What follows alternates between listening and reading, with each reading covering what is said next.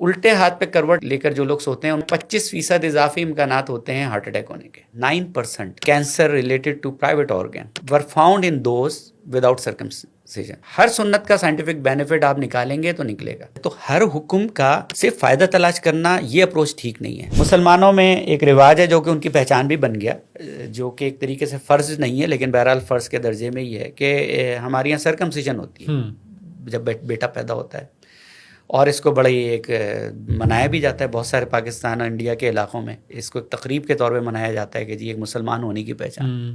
اب لٹریچر جو آیا, ریسنٹ لٹریچر جو ابھی ریسرچ چھپی ہے کہ 9% cancer related to private organ were found in those without circumcision. یعنی 9% زیادہ اضافی کینسر ان لوگوں میں دیکھا گیا جن میں سرکمسیجن نہیں ہوتی. اب ہم کیوں فالو کرتے ہیں؟ ہم اس لیے فالو کرتے ہیں کہ ہمارے نبی صلی اللہ علیہ وسلم نے ہمیں یہ ہدایت دی تھی. لیکن اس کا سائنٹیفک بینیفٹ اگر پروو ہوتا ہے تو بہت اچھی بات ہے, جو کہ ہوتا ہے. انفیکٹ ہر سنت کا سائنٹیفک بینیفٹ آپ نکالیں گے تو نکلے گا.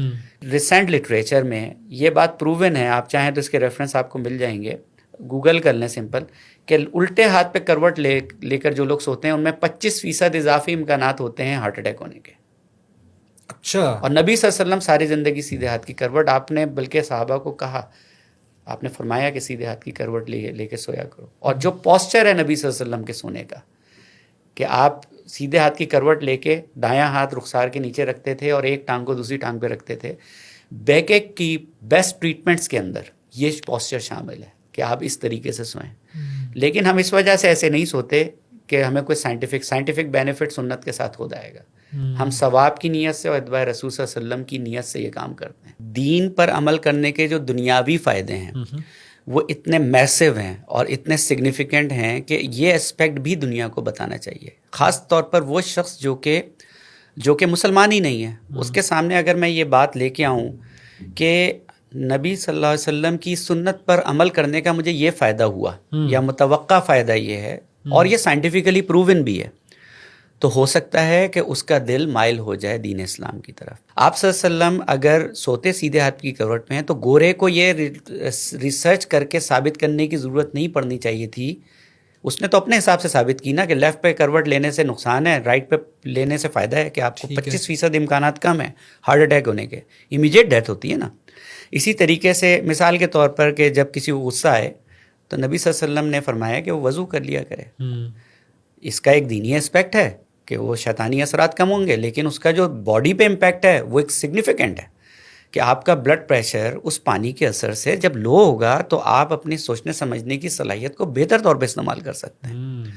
تو مسلمان کے لیے تو ویسے ہی ضروری ہے کہ وہ ہر سنت کے معاملے میں یہ تحقیق بھی کرے اور یہ دینی فریضہ سمجھ کے کرے کہ اس دینی حکم کے اندر کیا دنیاوی فوائد پنہاں ہیں, اس پہ ریسرچ کرے, اس کو سامنے لے کے آئے. مثلا شہد کے معاملے میں قرآن کہتا ہے کہ ہم نے اس کے لیے لوگوں کو شہد کو شفا بنایا ہے لوگوں کے لیے, اور اس کی پوری ہسٹری بتائی ہے کہ وہ بنتی کس طرح سے, شہد بنتا کس طرح سے, اس کو حکم کیا دیا گیا ہے مکھی کو کہ وہ ہر پھول میں جائے گی, رس چوسے گی, اس کے بعد شہد نکلے گا.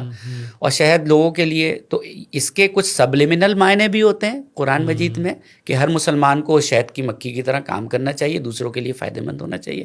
لیکن جو حقیقی معنی ہیں وہ یہی ہے کہ شہد کو اللہ تعالیٰ نے انسانوں کے لیے ایک شفا بنایا, ٹھیک ہے, جو الفاظ سے ظاہر ہے.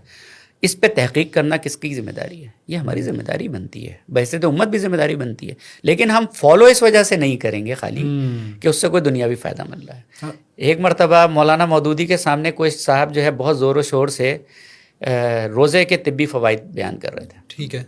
تو مولانا بڑے تحمل سے سنتے رہے رحمۃ اللہ, اور مولانا نے آخر میں ان سے صرف ایک بات پوچھا کہ چلیں یہ تو ثابت ہو گیا کہ روزے کے طبی فوائد بہت ہیں, لیکن چلیں یہ بتا دیجئے کہ شہادت کے مرتبہ پانے کے طبی فوائد کیا ہیں. یعنی کوئی شخص جب شہید ہو جاتا ہے تو اس کے طبی فوائد, وہ تو مر گیا, تو اس کو تو کوئی فائدہ نہیں ہوا دنیاوی لحاظ سے. تو ہر حکم کا صرف فائدہ تلاش کرنا یہ اپروچ ٹھیک نہیں ہے, لیکن ہر حکم کی حکمت تلاش کرنا, اس پہ ریسرچ کرنا